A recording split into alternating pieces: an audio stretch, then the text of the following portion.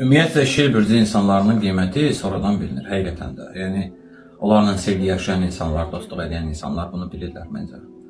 Bax, şir sevəndə əməlli başlı bir sarmaşıq kimi insanı sarır.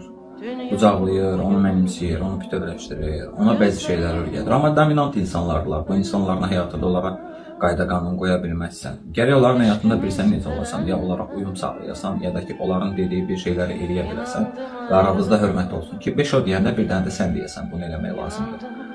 Ona görə mən deyərdim ki, Şilbürcü insanların ümumiyyətcə qiyməti və qədri sonradan bilinir. İnsanların həyatından çıxıb gedən bir Şilbürcülərin qədri ayrı. Kəşke o insan mənim həyatımda olaydı.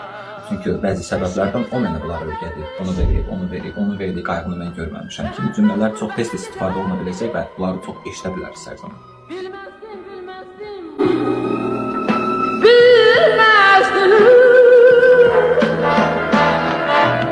Eşqimiz elə bu qədərmiş, məhəbbət qürbətə gedərmiş.